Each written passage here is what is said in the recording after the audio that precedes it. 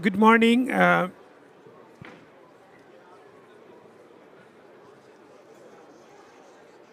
Good morning. Can you hear me? Yes. Welcome to Water for Climate Pavilion, Thematic Day 9, Building Transformational Resilience, System Approaches for Climate and Water Management. The thematic day will guide us about how to build transformational resilience and how to come up with a system approaches for climate and water management.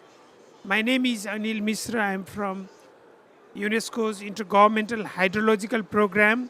UNESCO is leading, together with AquaFed, UNICEF, and many other partners with CIVI, today's thematic day.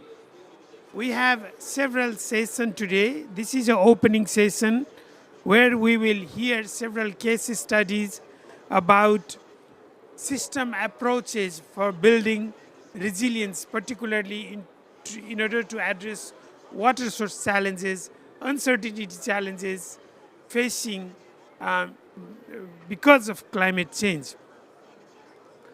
But before we go into that, I would like to take you to a brief tour what we really want to achieve in this session today. So we want to have a common understanding of water and climate resilience challenges and system strengthening. As you know, the planet is facing a triple planetary crisis, that is biodiversity loss, climate change, and pollution, and all is impacting water. And we call water is the victim of climate change because it's not water's fault that temperature is rising, and because of that we have melting glaciers, we have erratic rainfall pattern, we have floods. We have seen recently in Spain, we have seen floods in Brazil this year, in Africa, everywhere we have droughts. So how to address those and how to address those uncertainty, in hydrological term we call stationarity is dead. What does that mean? That means that past is no longer relevant to future projection. When we design infrastructure for 10 years, 50 years, when your projections flood return period comes every 5 years or every next year, how do you maintain? How do you build resilience? So what to do with that? I went too fast. Maybe it's not the... Okay. No, this is not the presentation. This went already second slides. I don't know what happened. So,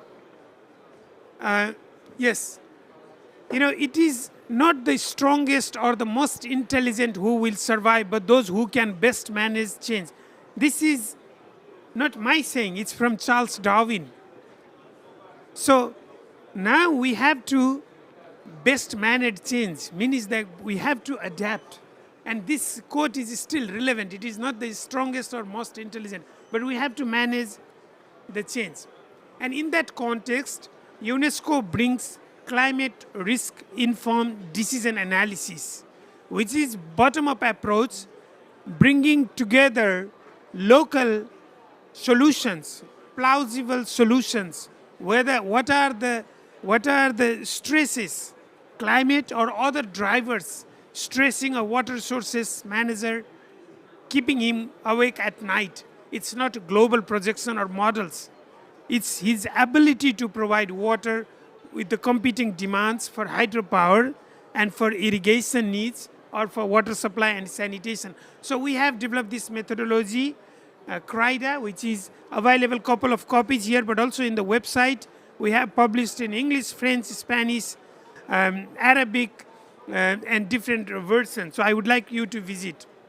And finally, this CRIDA is recognized by World Bank as a resilience rating system, rated as A, and also by Green Climate Fund. Any water sector proposal needs to grow through the stress test mechanism provided by this methodology. I will not go into the details. We have done case studies. I would like to invite you to work with us and let's work together to really build a resilience system so that we can help countries to address water source challenges. And with that, I will stop my opening session here, and I would like to invite Madam Meik van Ginneken, if I pronounce correctly, apologies, Water Envoy for the Kingdom of the Netherlands. As you may know, Kingdom of the Netherlands with Tajikistan was water champion country. They hosted UN 2023 Water Conference. So we want to hear from Madam about your views on system approaches, how to really build resilience, and provide your opening remark. I want to hand over the mic to you. Thank you very much, and let me stand up. Happy 19th of November. Happy Water Day.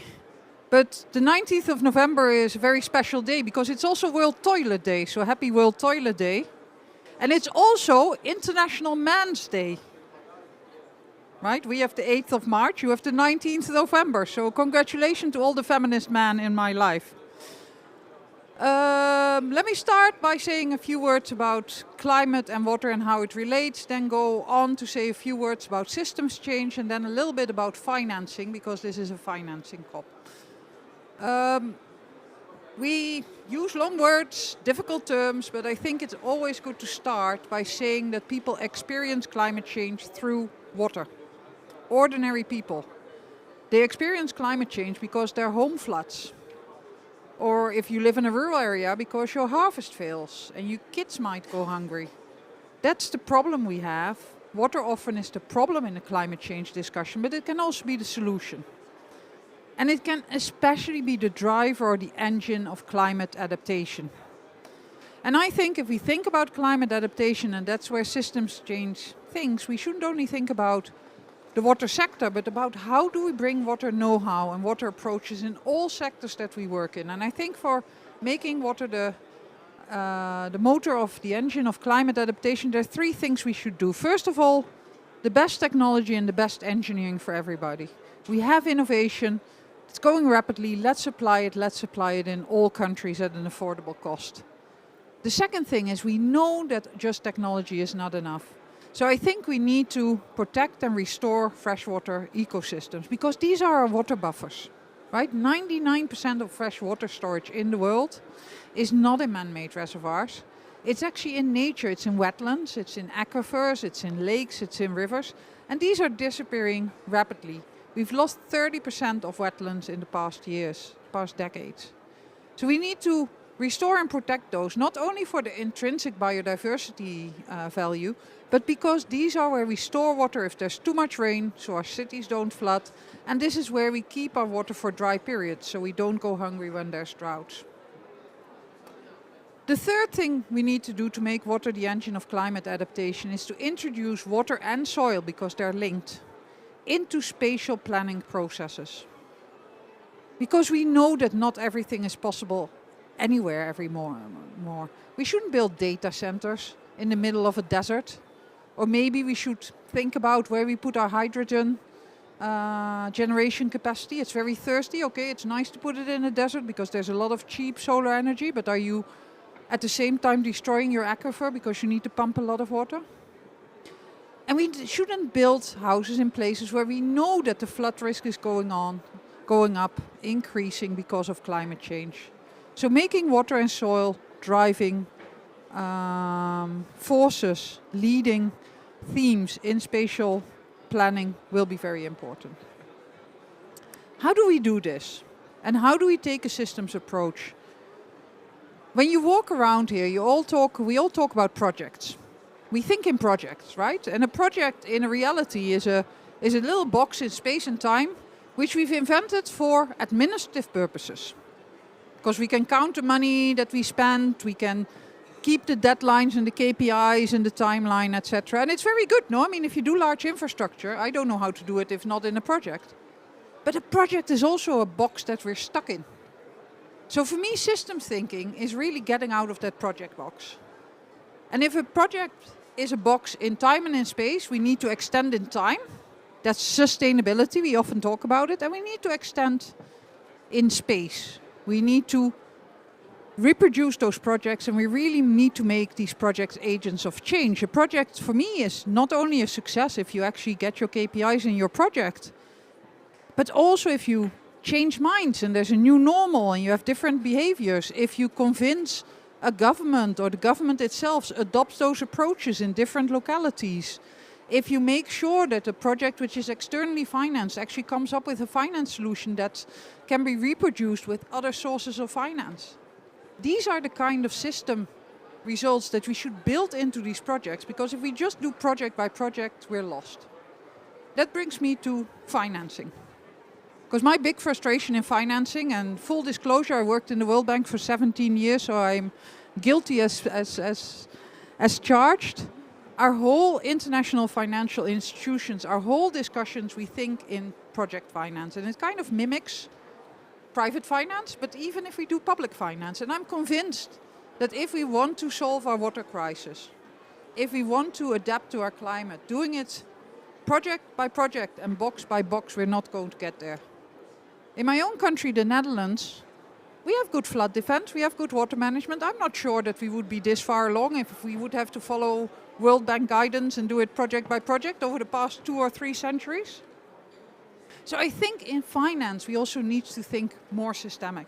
We need to think about sector-wide approaches. And going back to my own country, we have really good examples of that. Because we have our water authorities, which are local authorities responsible for water management. They actually, with all of them, own a public bank. And with that public bank, they go to the capital market and they actually borrow cheaply for the whole sector, not for one project with all the transactions cost of having to do project finance.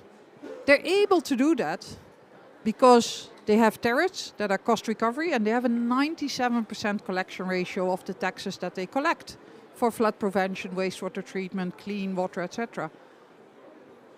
That's a cultural thing. It's not easy to get to 97% collection ratio, but it's also because they provide good services to their citizens. Their citizens want to pay because they know that they will keep dry feet. That's the kind of cycles we need to install. And also our natural treasury actually over the past year raised nearly $10 billion through what they call a green bond. I'm a little bit biased, I call it a blue bond because it's nearly only for water management. Again, because we have a good governance and we think in systems and we raise that money for the whole sector, not project by project. So we need to think in systems, we need to work in systems. And my big plea to you is don't stay in the water sector, don't stay in the water bubble.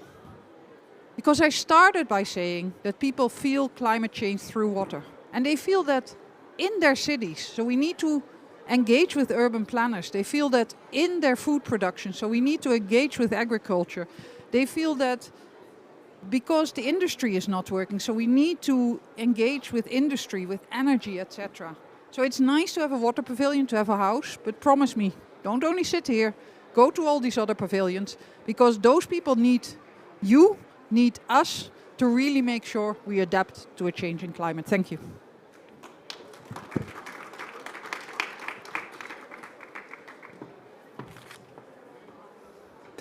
Thank you very much, Madam Maaike van Ginneken, Water Envoy for the Kingdom of the Netherlands, for providing opening remark. Really, system approach meaning not only in the water box, as water connects all others, but also water needs to other sectors. So we will move on to our keynote speakers. We will have 3 keynote speakers. I would like to invite keynote speakers here. The keynote speak in this session is not half an hour keynote. It's a 5 minutes keynote. And because we really need, so we really need key messages from each of the sector. And first, we have a hydropower and storage. How hydropower and storage can help us to contribute to build system approach. So I would like to invite Mr. Eddie Rick, Chief Executive Officer, International Hydropower Association. We have second keynote speaker, Dr. Koen Verbist, I hope he's online from UNESCO, from Paris. He will talk about climate risk informed decision analysis. Can you check if Koen is online? I'm here, Okay. yes. Good morning from We Paris. have third keynote speaker, Mr. Jose Gesti, Senior Water and Climate Consultant, Sanitation and Water for All. Again, our keynote speaker will give us key messages, not really 30 minutes talk, but 5 minutes key messages. I would like to start with Eddie. Eddie, over to you. You have 5 minutes.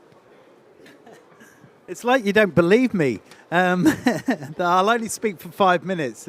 Right, I just wanted to say, first of all, welcome to Water Day. And I was actually just reading in the newspaper on the way here, the Washington Post, another article saying, hydropower is going to become very, very difficult because of drought. And I think, isn't it funny we only notice hydropower when there are times of drought? And actually, the most resilient systems are the ones which have quite a lot of hydropower on it. The truth is that as the climate becomes more volatile, as we see more variations in precipitation and more floods, more droughts, we're going to need more water infrastructure, whether we like it or not. I mean, that's not something that anybody could disagree with. But that raises the question, why not power it where you can? If you do have the height differential, if you can feasibly do it, then that's good, clean energy. So actually, it's not like saying when there's droughts, oh, well, that means hydropower is the problem. Seems to me a really back to front way of thinking. We need to look at hydropower as a solution to the water resilience, but also a solution to the energy resilience. Because just like water has variations, so does renewable energy. We have issues at times when the sun is very, very strong, and then we want to store that excess energy. Wind is very, very strong. We want to store that excess energy. But sometimes, of course, the sun isn't shining or the wind isn't blowing. And that can go on for not just overnight, that can go on for weeks and seasons. So we've got the issue not just of storing water, but also storing energy. And you can do that in one single answer, which is, to me, very convenient. And that is, and what I wanted to talk to you about today, is pumped storage. And it's very appropriate that we're talking about pumped storage because at last year's COP, they talked about trebling, the world leaders agreed to a commitment to treble renewables by 2030. And this year, I hope they're going to come to an agreement on the need that it's not just about volume of renewables that we need, but it's also the mix. We need storage. We need to make sure that we can store the energy for when we need it. So just like water needs storing, energy needs storing. And pumped storage is a simple idea. You have an upper body of water, an upper reservoir, and a lower one. And when you when there is too much sun or too much wind on the system, the grid can't handle, the prices go very low, the demand is very low, then use that excess to pump the water up the hill.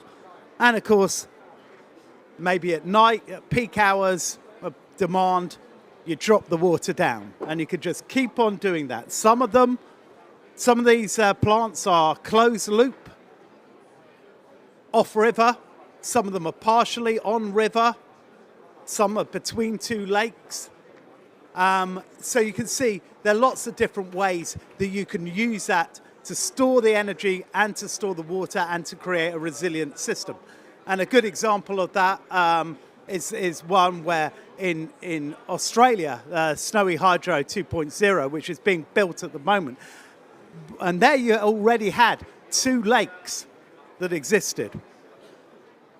And the issue, this was built because the president of my organisation, the International Hydropower Association, Malcolm Turnbull, was Prime Minister at the time, and he faced a blackout in South Australia, and he said, right, well, I need to be able, how is it we've got all this sun, but when the sun goes down, we have a problem, so I need to find a way of storing it. And that is what that plant has done, and it provides it's got a capacity of 2.2 gigawatts, but it also, more importantly, can store energy for up to 7 days. So when you have periods, long periods, where the sun radiation is very low, there's no wind, then it can answer that question, and it can make that whole energy system. This is a very dry part of the country.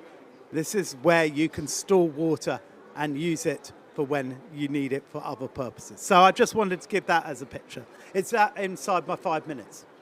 Thank you. Thank you, Eddie. Really providing insight how pump storage can provide contribution to system resilience building. Now we will move to, I saw Kuhn wanted to be in the glacier, you see in his background, to really feel climate change impact. He's not here with us, he's from Paris. So he will give us a talk about climate risk informed decision analysis. Kuhn, over to you.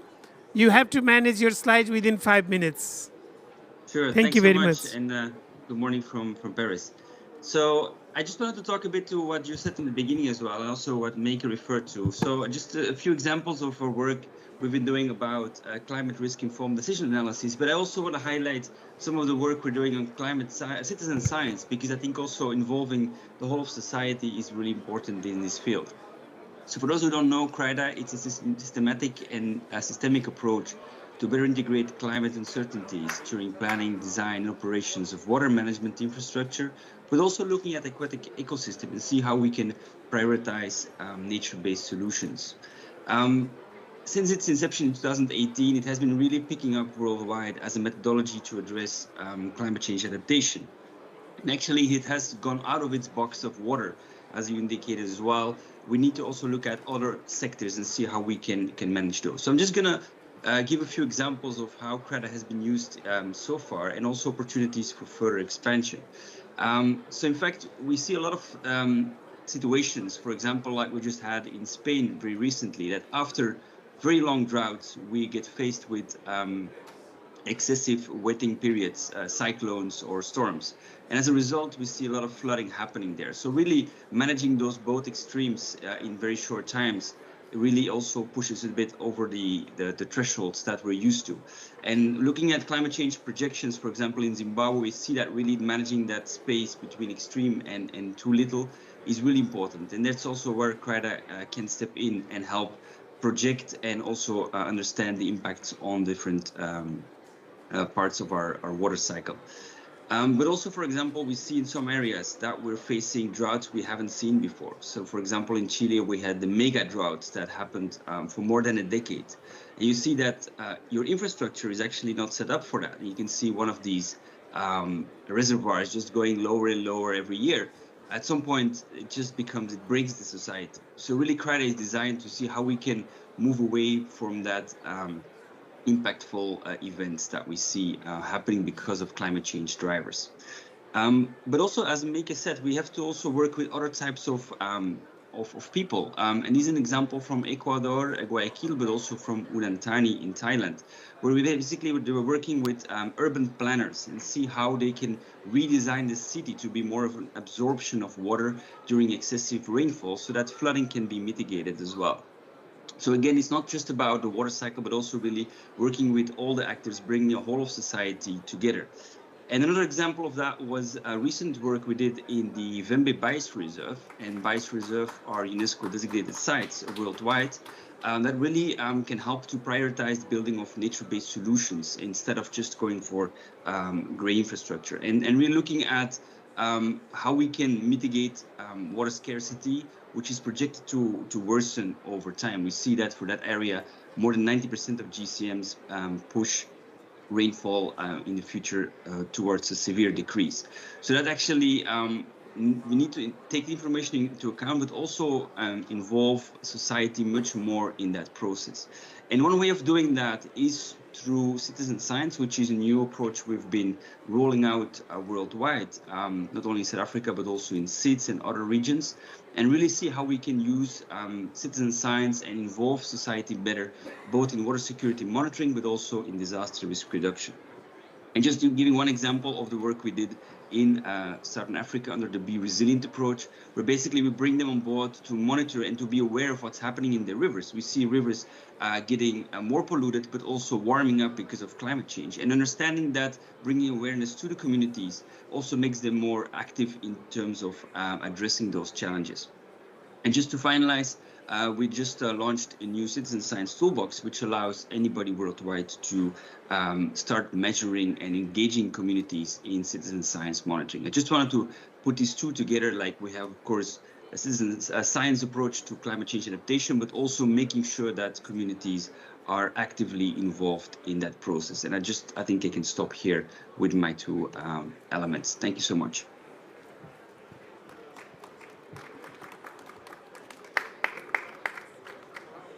Thank you, Koen, for really providing CRIDA as a tool which can be used at the community level, at the level where water sources managers needs to find solution to address their needs, but also engaging citizens and opening to the citizens to validate and calibrate locally available data.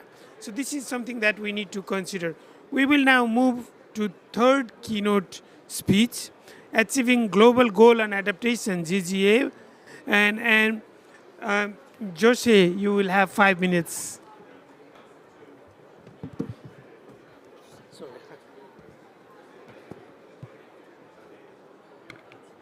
Thank you, Anil. Very happy to be here, representing Sanitation and Water for All. And I will talk about the big achievement for the water community, but for the adaptation community in general. Last year at COP28, it's going to be soon 1 year, we got a global agreement. It's a milestone in the adaptation agenda, the UAE Global Climate Resilience Framework that brings water and sanitation to the forefront of the climate adaptation and resilience agenda. What is transformational about this milestone? Well, I could say that the water community, as we all know, is a very diverse community that brings together many different components and elements. I could say it's been the first time that we actually make it into a COP climate change resolution in such an inclusive way. It took us 2 years of discussions with climate negotiators to arrive to a point where we came together and we were able to pass text to negotiators that could bring the whole community together. So I really believe that that's itself pretty transformational, and it brings us the opportunity to now work together on the many different elements that have been now, agreed by the new Global Climate Resilience Framework. As you will see on the screen, we have elements of water within several components of the UAE Global Climate Resilience Framework. We have the first target that it calls for reducing climate-induced water scarcity, but also enhancing climate resilience to water-related hazards, for which we have now a great presentation, the CRIDA one, that is helping us to do that. And then working towards providing climate-resilient water supply, as well as climate-resilient sanitation, and working towards achieving universal access to drinking water for all. But that's not all, because, well, in the text that we passed to negotiators to bounce to see if that could be agreed, we also put together the important component of the inland ecosystems and the water ecosystems.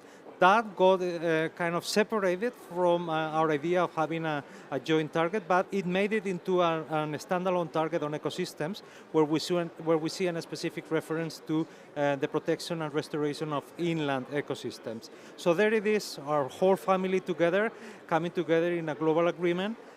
We also managed to get, not as part of the targets, but an important component and a standalone paragraph on transboundary water management, transboundary management, where obviously it's close to our heart as part of transboundary water management. What I would like to emphasize as well, since we're talking about systemic change, is that this brings us, the water community, an opportunity to work together, but I really like Mike, the Netherlands water envoy, remarks that we need to think outside of the water community as well. And to do that, we have, again, a systemic opportunity to link up to all the other targets of the new global climate resilience framework.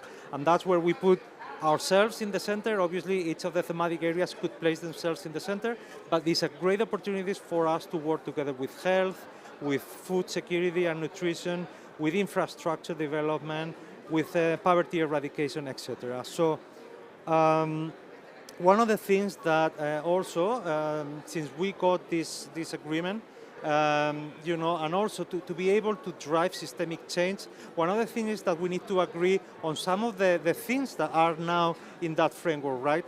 What does it mean, climate resilient water supply or climate resilient sanitation?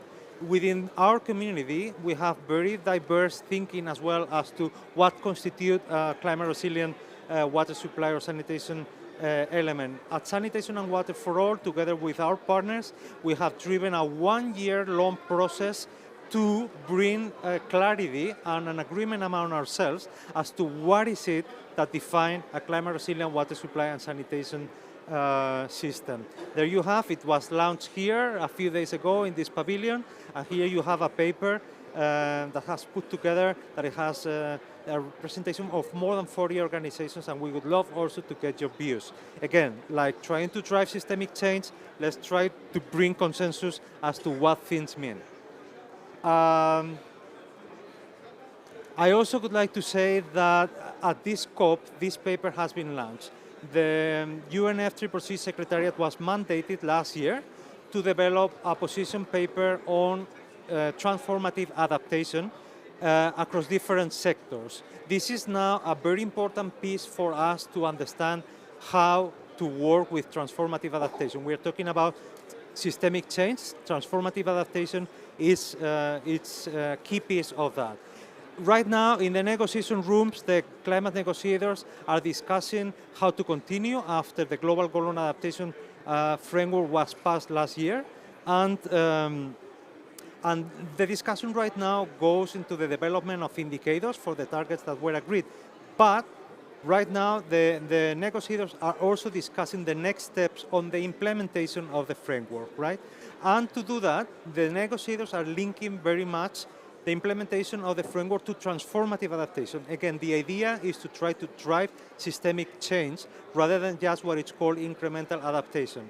Here is an important piece. Again, it was launched a couple of days here at the COP. And the good thing is that this paper is providing us with a good summary of what is the latest thinking of transformative adaptation. It is as simple as this. I won't even try. I won't even try to explain you what this means. But you can imagine that it's anything but simple. Transformative adaptation is nothing simple. Driving systemic change is not simple. And this is a summary of this paper. This figure is copy-pasted from that report.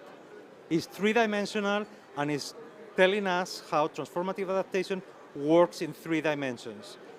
As you could imagine, you know, we've been part of this process. As Sanitation and Water for All, we have participated during this year of different workshops, and we have brought to the attention of those driving this that this is very complicated, that our colleagues on the ground cannot understand what this means. I don't want to put down any of the work that is behind this, because it's an excellent piece of work, but this is the science, and we want to drive the framework into action in the ground as soon as possible.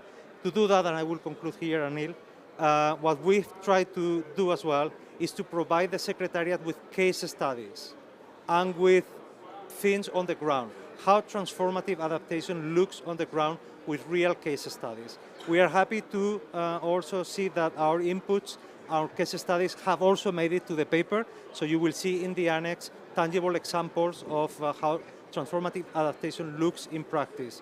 We have provided them with the example of how Chennai, a big city, fourth largest city in India, has really in the last few years driven systemic change in its urban water supply system, that it's highly dependent from rain-fed, from rain, and it's moving towards wastewater reuse for industrial use, but also indirectly for potable use, as well as recovering a lot of energy from wastewater treatment plants. We want to say that driving systemic change is complex, the science is very complex, but there are tangible examples on how we can do it on the ground.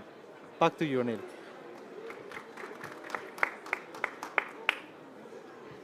Thank you, Jose. I mean, I learned from his keynote that transformational adaptation is like it's like a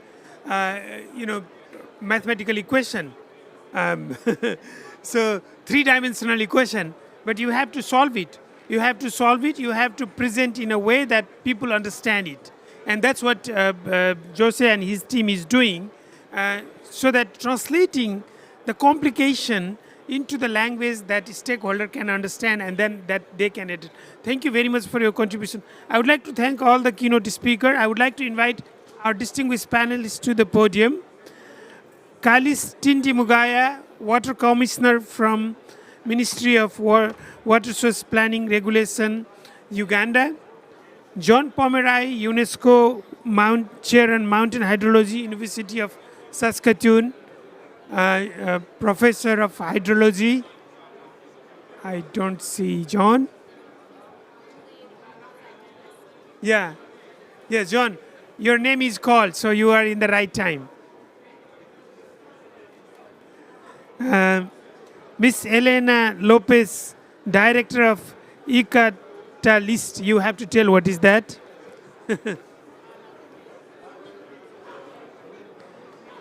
Miss Katrien Van Hoedunok, Water Climate Hub Coordinator, Vito. Sorry if I did not pronounce properly. Mr. Taiwan Kim, Planning Director of Asia Water Council. And Miss Yulia Vichavna, IAEA, Isotope Hydrologist.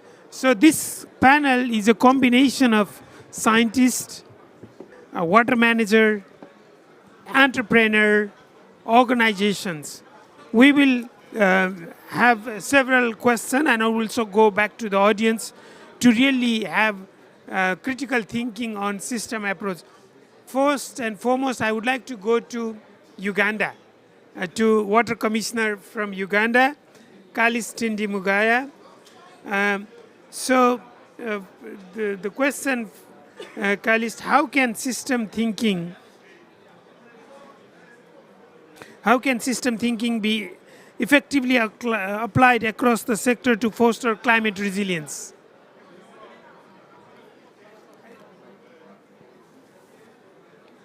Thank you very much, Andy, for having me here, and I'm happy to be part of the panel again.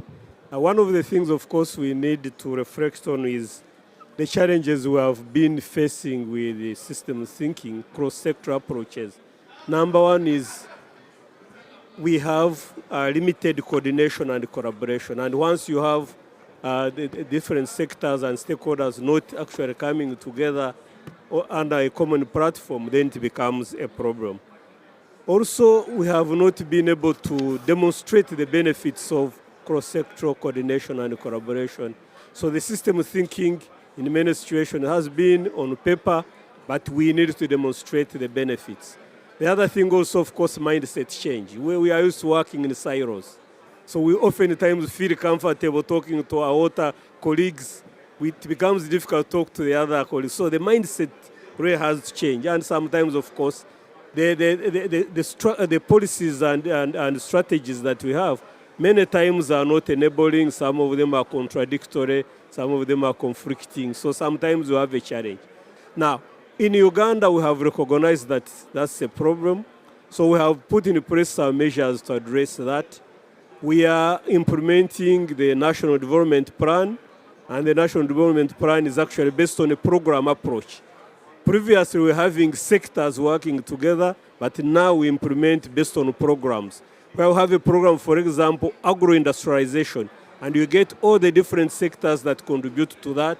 A program on environment, natural resources, water management, and climate change, and you get the sectors to work together. It's not easy. It is challenging the status quo, but the government has directed us to take that direction. We are also, from the water side, we have decided to implement following a catchment. Again, we recognize that water doesn't follow administrative boundaries. So in Uganda, we have divided the country into catchments. And for each catchment, we are bringing all the stakeholders together. Traditionally, have not been talking to each other. Again, not easy, but we are seeing the benefits. But we are supporting the stakeholders prepare what we call catchment management plans. Basically, a plan for integrated development and management of water and related resources. And that's where we are getting the sectors to talk with each other. We're also trying to realize the benefits of actually working together. As has been mentioned, water is used for hydropower generation, but how can we also, as has been mentioned, ensure that we store water so that we improve energy security and water security, ecosystem-based approach.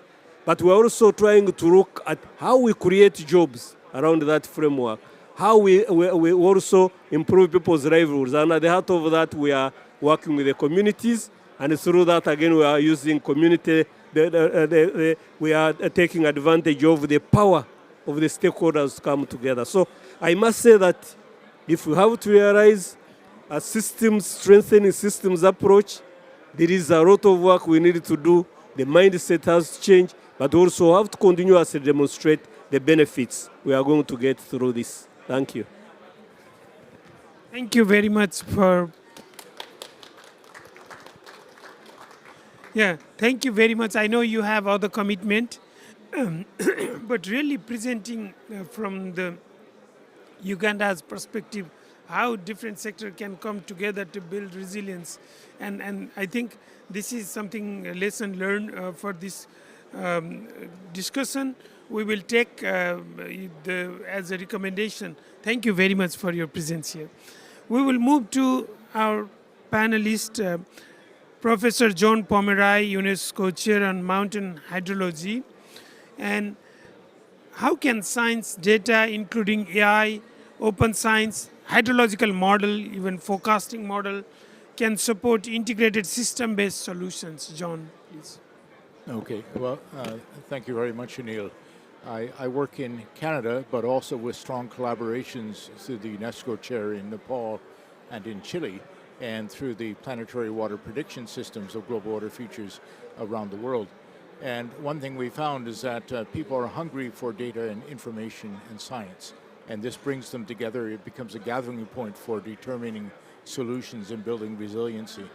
So at the observational level, we have, of course, the research basins in Canada and the International Network for Alpine Research Catchment Hydrology basins around the world. These basins are gathering points, and their attractive aspect is that they bring data to data-sparse regions, and that brings the communities together, different sectors together, different levels of government together, and even different indigenous groups together because of the interest in the data. The second then is to model, and modeling we can work at larger scales, and this brings different groups together at transboundary situations where you have large river basins between countries or between administrative units within a country, and also the various sectors within it, from the rural areas to urban areas to industries to indigenous people to conservation groups. The combination of data from observations, data from models, and engagement with the communities in citizen science-led data. So we found that by developing apps and getting people that they could use on their phones to collect data for us, by helping people and communities set up their own stations and train their youth in operating these stations. We get tremendous engagement into the full scientific process. The object here really is co-development of solutions from with the communities from the ground up through this process, and that means being on the ground. So in the northern part of Canada, in Indigenous majority Northwest Territories, these are science camps with scientists in tents living on the land with Indigenous people to help them take measurements, to work with them on measurements and understanding these changes. Further down in cities like Toronto, it may be looking at effects of urbanization on water quality, and there it's working with mayor and council and regional governments. So you take the appropriate approach depending where you are and scale it up. And then finally, at the national level in Canada, we've been successful in using science and data to promote the need for a federal Canada Water Agency, which was established last month by the federal government, and it has one of its mandates, unification of open access data and interoperable, integrated water data for the country, as well as working with communities and regions on transboundary water issues and management. Thank you. Thank you, John, for really bringing co-development solution, including also stakeholders in the scientific processes, so that there can be buy-in effect when we develop approaches and methodologies. We now move to Spain, to Elena, and I would like to ask Elena, what are the main barriers to cross-sectoral collaboration, and how can we overcome them, and what lesson can the water sector take from other sector to improve resilience, Elena? Yeah, I think we hear on the silo thinking. I think that's definitely the main barrier. So I think, for example, we just finished a project that I think we were quite pleased, because one of the things that we did is we developed a methodology, so we do visioning, common visioning. And I think we found that in that process, of bringing the sectors together, then they really could see that quite often, for example, the solutions to water are not in the water sector. They're probably going to be in the agricultural sector. Or, for example, at one point, when we had this session in Spain at the national level, we actually could see that the energy sector was getting quite excited because they could finally solve the problem, as we heard before, of energy storage, because of the hydroelectricity drums that we have in Spain. Or, for example, how as we move forward, this systems thinking is going to be fundamental, because in my country, when you really try to deploy, this tripling of renewables, then you really have to be thinking, for example, of systems like agrovoltaic, which then actually could become a way that we can take pressure away from irrigation, because suddenly you have two income sources for our farmers, and we think that we might have to, put some irrigation back to fallow in a way, if we're realistic, because we will have less water and our aquifers are overexploited. So suddenly you realize that, ultimately what you're looking for is, good welfare for farmers, for people to have access to energy and for people to have clean water. And that's really about meeting the needs. So I think once you start this visioning process, I think it helps. We also, I think, did something that I think was also quite important, because we brought what we call the elephants into the room. Because we developed a methodology of doing a political economy analysis of the nexus. Because when it comes to solving these problems, often these three sectors are not equal in power. They have kind of different advantages and disadvantages. And I think we were trying to make this explicit, and people to reflect on these imbalances, so that then, they could start to see what benefits they could get from collaboration, And then the final thing that we did, which I think is also very important, and thinking also of the previous presentation on the global goal on adaptation, we developed something called Learning Action Alliances, because one of the key things as we move forward is this learning process. We need to have learning systems that can learn and reflect from each other in a way to co-develop solutions, So I think this capacity building is absolutely central when we're talking about climate change adaptation. And when we're talking about systems thinking, intelligent systems thinking, and I'm thinking really more about people, by the way, not necessarily AI.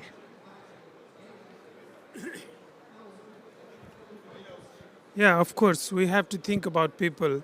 those who are impacted and their lives and livelihoods are impacted in this process, but also finding solution through agriculture sector, energy sector. So again, as our opening remark presented by Water Envoy from Netherlands, we need to really open the box, not just within the water sector. Let's move on. Let's move to Vito again. Vito, Catherine, I would like to know your views on how can system thinking be effectively applied across sector to foster climate resilience. Okay, thank you, Anil, for the question. Perhaps a bit to introduce, I'm working with Vito. It's a research and technology institute, so it's a quite applied institute. And I want, in fact, to tell two different examples. One is quite social and the system thinking approach, and the other one is technical at the other side. So within Vito, we count with 1,300 researchers in energy, in agriculture, remote sensing, energy. And at a certain moment, already 10 years ago, they started with hiring some people from how they are infected, setting up large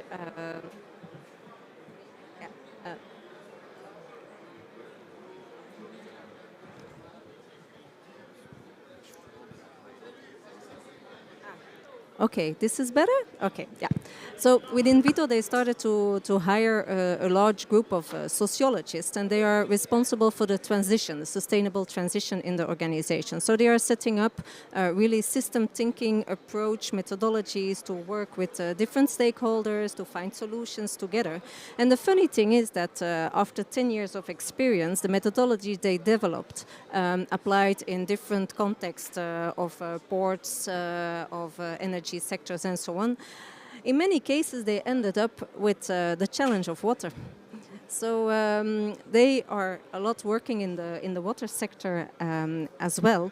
And now they are also developing effect in the, it's also called Water for All, but it's a Water for All innovation and research program where they are really developing capacity building programs for the future researcher, for the future innovation, to have the system thinking approach from the start. Because if we, and I'm looking a bit around, if we start thinking about system thinking, it's a bit later. If you need to, after 20 years of experience, you start thinking, perhaps it's not only about the water sector, perhaps we also need to think about the other sector. So we believe that it's very important to early stage insert these capacities at the universities and within research. So that's one thing with it.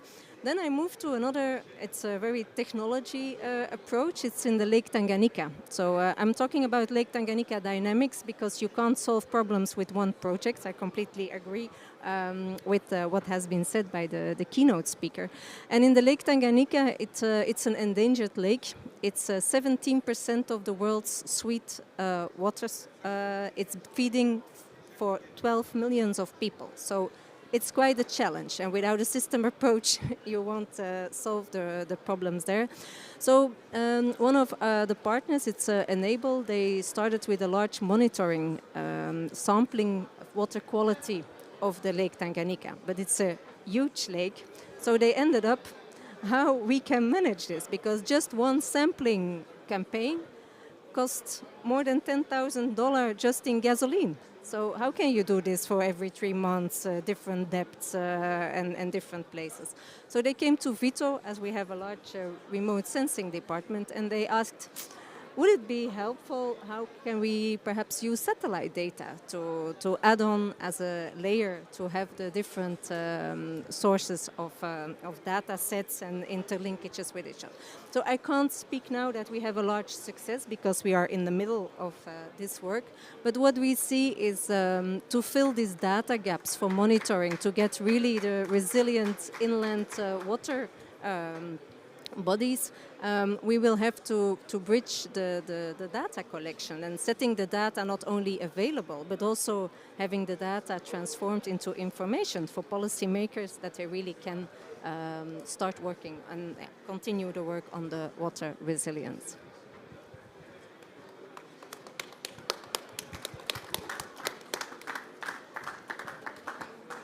thank you, Catherine, for bringing really from the academic perspective, but also applied in a situation where there is a challenge to provide water to 12 million people. And you are right. Without system approach, it cannot even start. We will move to now Asian Water Council, so cooperation, international cooperation, global cooperation. What are the main barriers still I want to emphasize to cross-sectoral collaboration, and what are the possible way forward? Taiwan, if you could highlight those. Okay. Yeah, thank you, Dr. Anil. Actually, I was his colleagues in the UNESCO by last years, so I'm here to talk about the barrier of the cross-border collaboration and how to tackle it.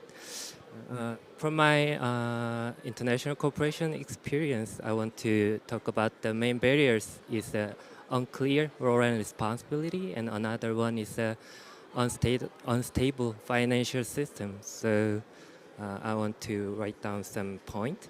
So I believe that successful cross-border collaboration requires several key factors.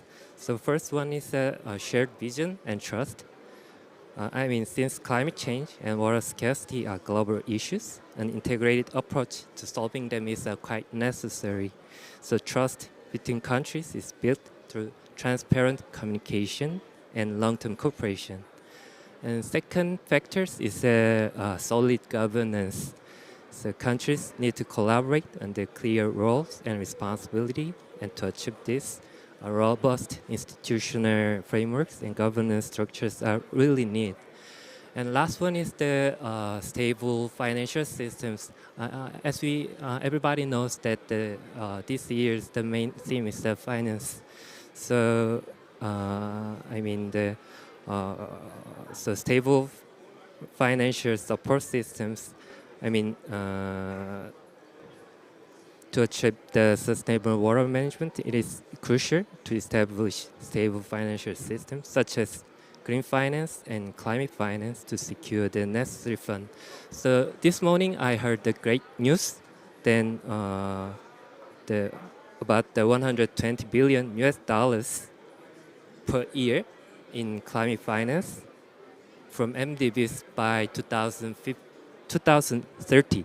So I think it is quite provide a stable financial system to tackle the cross-border collaborations. Thank you. Thank you, Taiwan Kim. We need good news, and he brought good news that there is 120 billion per year climate financing. So I hope that can go to enhance system approach. We will go to scientific entity, UN scientific entity, Isotope Hydrology, International Atomic Energy Association, my UN colleague, Yulia. Yulia, how can science, really an open science, support integrated system-based solution? And how can science translate it into application? How can science be translated into application so that we can provide meaningful solution to member states? Thank you, Anil. Good afternoon, dear colleagues, and thank you for invitation to this amazing session.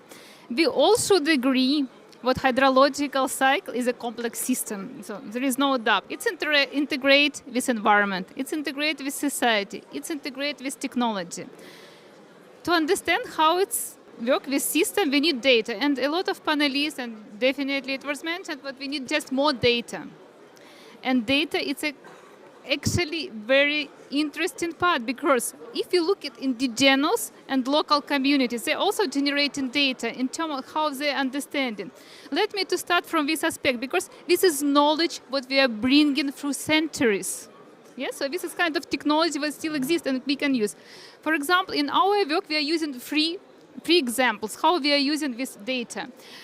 If you know about Guarani Aquifer, if you know in Latin America there is a huge Guarani Aquifer that is used by 4 countries, and it's one of the source now because of the droughts that experience this continent. And we would like to take data of groundwater. If you've been in the field to find the source of groundwater, it's very difficult. But people withdrawing this well or spring for a long time because they need rely on this well.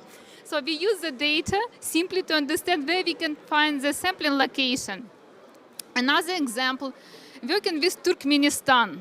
For example, you know there is some areas in Turkmenistan that you have precipitation of 0 for 10 years. But people rely on small, special type of wells. And in order to take sample, we need water. So we need generally water. So people show us where is the well located for storage. Because we would like to understand the precipitation what been fall 10 years ago. How to understand this is aquifer storage. And in the last example, I would like to tell what we are using. And it's maybe sounds, it's primitive data, but it's very important data. In Tajikistan, you heard about glacier melt, and glacier year is the next year. How to understand how glacier are moving? We need a lot of technology, and especially we have technology like remote sensing, maybe last 10 years only. But how to understand what was glacier level many years ago? It was simply because people who is going with the ship, with animals in higher mountains, they're making the stone. So they put stone and record at a certain time of period because they're going in certain time of period with the ship and record the stone position each time. So we can see, and they're making the science. So we can see how glacier have been moved on the time. So this is one of the simple knowledge that help us to improve our data, to validate our data, what we have. We also should consider what all data, new models, we are talking about models. All models what we have, how they built, they rely on data in past, yeah? So we need to be sure what this data of the good quality because we can actually predict our future better if the data is better. So this is important component. What we are modeling still everything related to the past knowledge. And we need to have more validation, more accuracy of the data in this field. Let me to move now to the new perspective of artificial intelligence. We are working also very intensively with artificial intelligence. Particularly me, I have my own chartbot I developed by myself because I have degree in this field. And I like, so it's my assistant because now we are doing a lot of things at the same time. We have more workload if we compare even 10 years ago. So we need some additional tool. And artificial intelligence, for example, we are considering just one of the additional tools that help us. Of course, working in UN and together with UNESCO, we are also working on artificial intelligence. We are discussing a lot about ethics and those aspects. But if we consider what it's additional tool that can help us about sustainable development goals. Sustainable development goals being developed, Neil, if I'm not correct, 2015, yes, sometime. So we didn't talk about artificial intelligence, yes, at all. But maybe now artificial intelligence can help us to achieve them. So should we consider in this perspective, because we started to talk about artificial intelligence maybe 3 years ago. So maybe this tool been created for us to achieve our goals, what we created in the past also. So, and what is amazing now, period, what we have, we integrating diversity of the data from indigenous community from past, data from different type of sampling campaigns and monitoring campaigns, and data what we are generated even from artificial intelligence. We should be actually, we are living now in this period, we have a lot of tools, and we should be proud that we can use these tools and we can better predict our future, we can better manage our water resources, we can better work even together because we can integrate diversity of the data to compare it. For example, remote sensing, we also validating with artificial intelligence based on model, collected samples also. So thank you very much. So this is message what I would like to bring. Thank you, Yulia. Indeed, we need all kind of data, including isotope data, which will help to identify not only the source but also timing of the resources. And I saw studies done in Central Asia, particularly the meltwater, whether it is coming because of climate change, but from other reasons. So, of course, isotope data is very important. And also talking about AI, machine learning tools. Machine learning has been used in hydrology for many years because for optimization, that is one of the important tools. But for AI, also there is lots of opportunity, but also challenges. With that, We have covered finance, cooperation, barriers, system approach, opening to other sector. I would like to ask audience if there are any other things that you would like to highlight and get more reflection from our panelists. So floor is open. Please identify yourself and we will take a few questions from the audience. You want to ask question? No. Please identify yourself. I'm Rana Kemari from EcoBeast Middle East Palestine office. So it was wonderful to listen to different aspects of water and climate. But I'm working mainly on education, raising the awareness and education of our new generation because they are the future, agents for change. So maybe I can hear from one of the panelists about if they have some ideas about education and, for climate action. Okay, I will take two more questions and then I'll give the floor to the, you want to come in?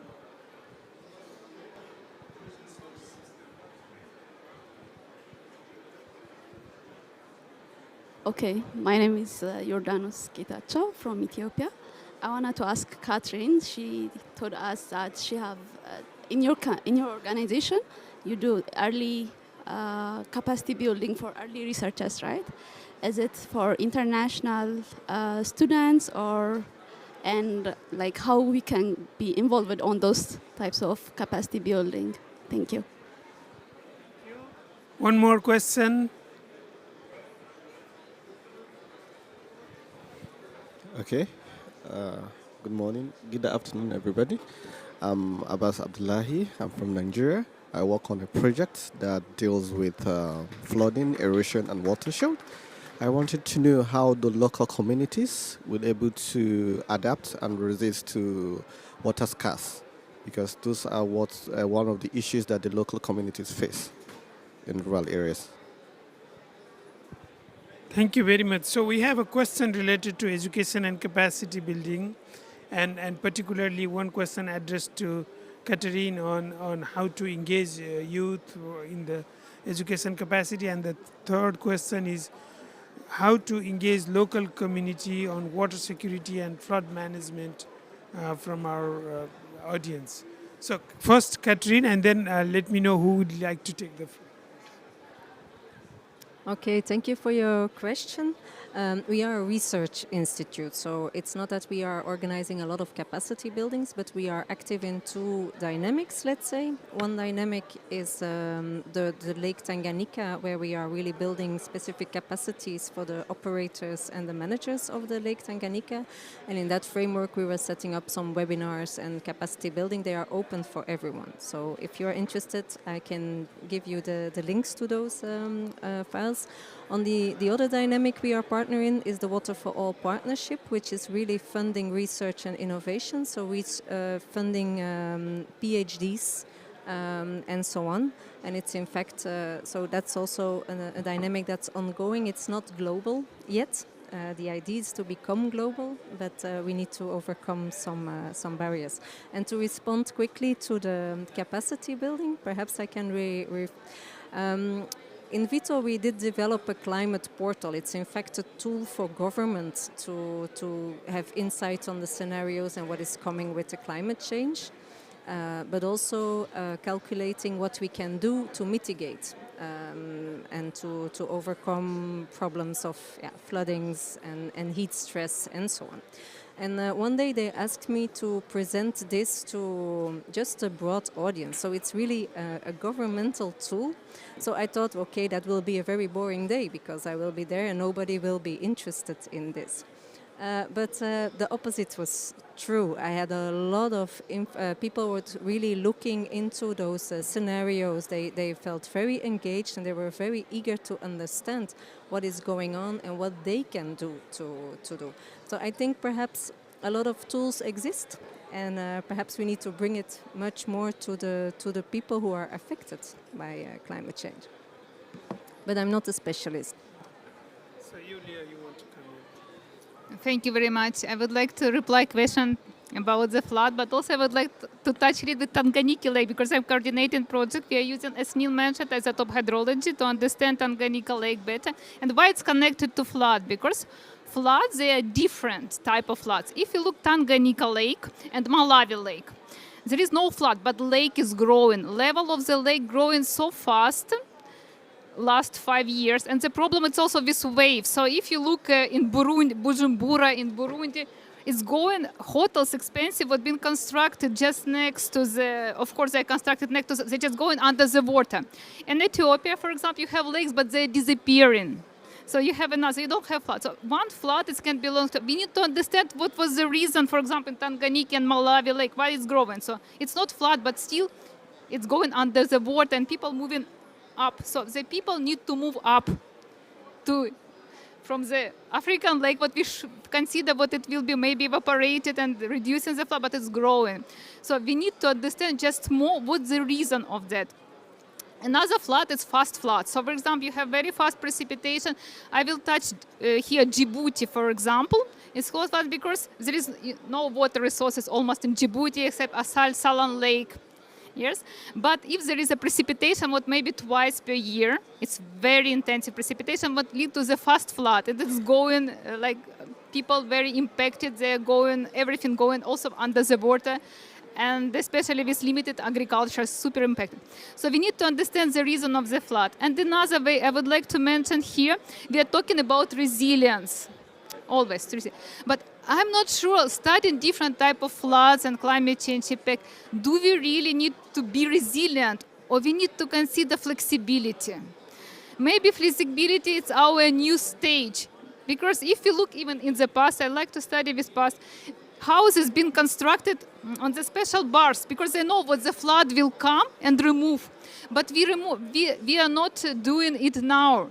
And for example, there are a lot of nomad population in Africa, but now they settled, especially next of the shore. And if the lake growing and there is a flood, they're super impacted because they're not moving anymore. So maybe coming from resilience, we need now to go towards the flexibility, because if we cannot be resilient towards all this change what we are now facing. Well, one interesting concept, Yulia, you presented. Resilient, to me, resiliency means you have, you also should have flexibility, because in order to adapt, you are not, you are not really having a hard core structure that will not allow you to take flexible decision. So maybe we can discuss further. You want to come in? Yes, happy to comment on the education question and then a bit on the flooding. In terms of education, I think you need to approach it at multiple levels. One thing that we did in Canada was revive an International Hydrological Decade program by teaching a national course on the principles of hydrology and opening this up not only to graduate students from different universities, but to professionals from government, from industry, from local communities, NGOs. And so now we've taught over 450 people in this course across the country over several years. But other courses as well, and so they can be held at the community level to engage with youth, but then also involve the community, to bring in elders from the community and others who have information to offer. This can be crucially important. And then finally, you have to build capacity. So in Global Water Futures, we hired 30 professors to work at Canadian universities in water. And so that enhanced the ability to teach tremendously. I think we trained over 2,000 students, engineers, and technicians in the program over 9 years. Now, with respect to flooding, flood model development, I think needs to come from the bottom up, not just top down, where you give it like a weather forecast.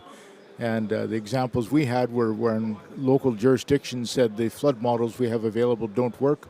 In this case, they said because this is northern Canada, it was a cold region, and they said the physics were not right. Empirical models don't work, data-driven models don't work because there's not enough data. So how do we deal with this?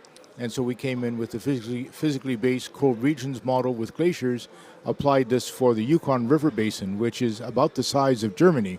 And then 1 year later, we had the massive heat wave of 2021 and flooding caused by glacier melt, which caused a 100-year peak flooding for the capital city of the Yukon Territory, which is called Whitehorse. And the model was able to successfully predict that. So having the physics in there and the appropriate processes for the region you're dealing with is crucially important. And now, of course, we're dealing with permafrost thaw and other changes in these areas. So flood forecasting, bottom up as well as top down, crucial. Thank you. So I would like to ask panelists to, if you want to come in for a last thought. And Alain?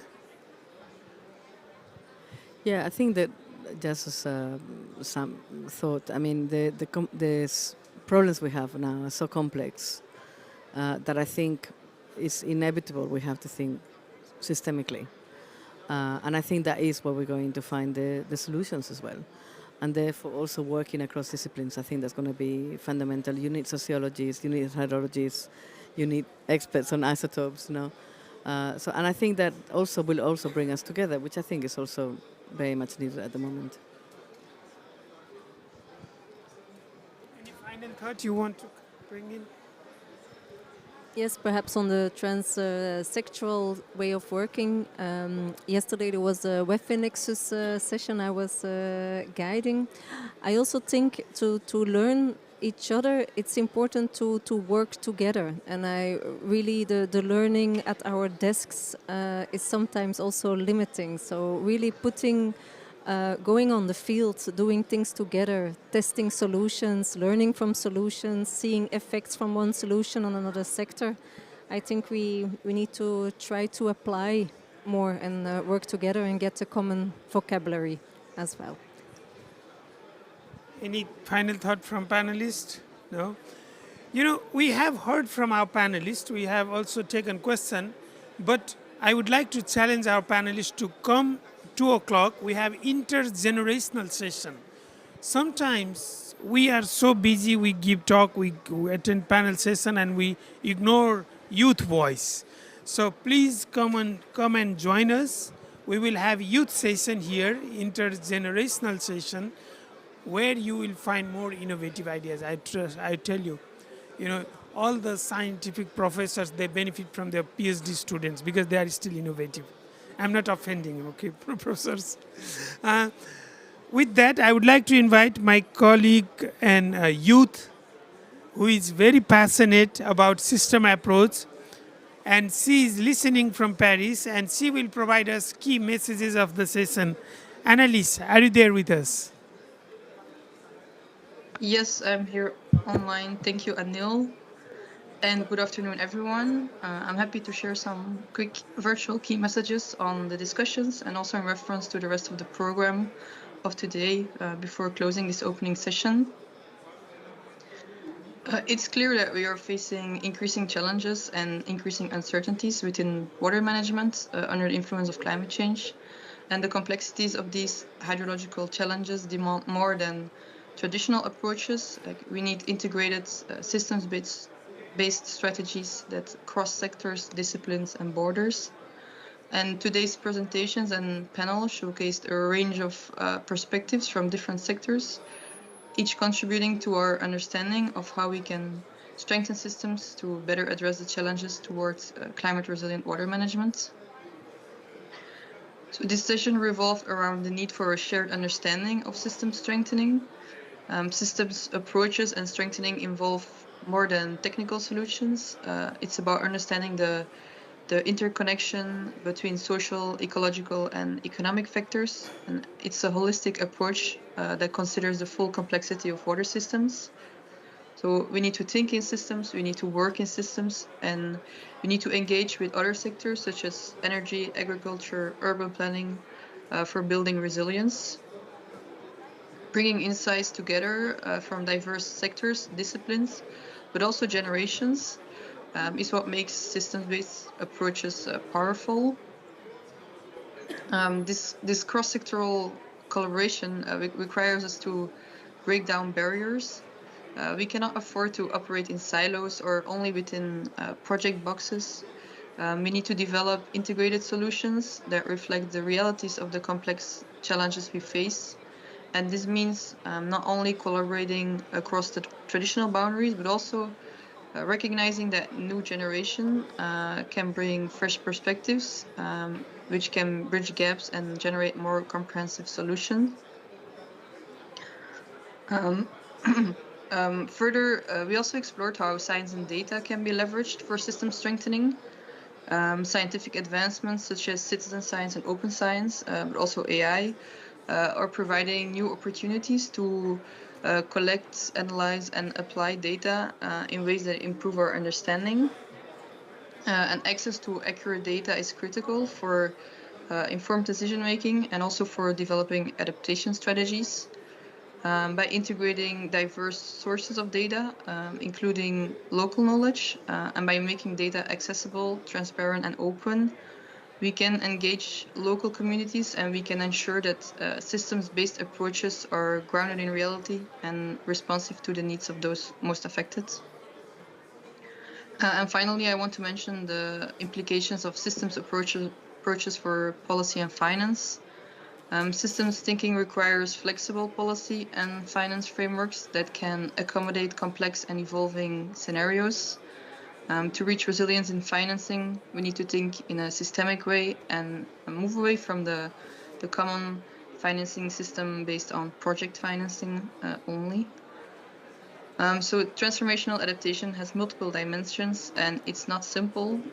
The roadmap towards climate resilient water management is ongoing, but it will require continued commitment, collaboration, and innovation.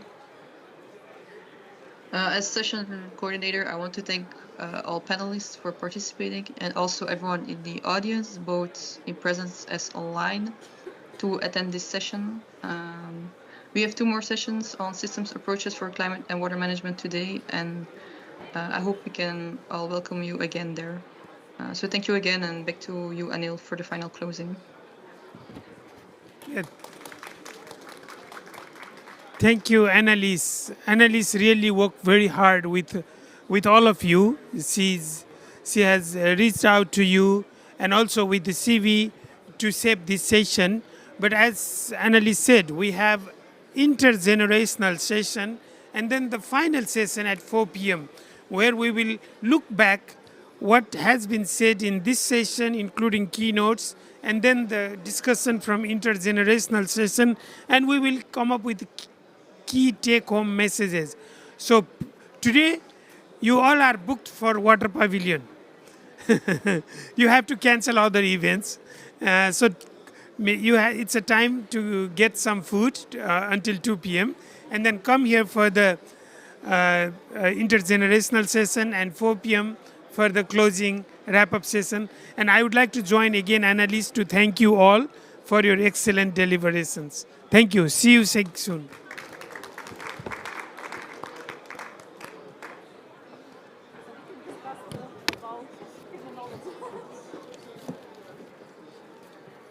Send you a message. I have to go to the Spanish Collegium.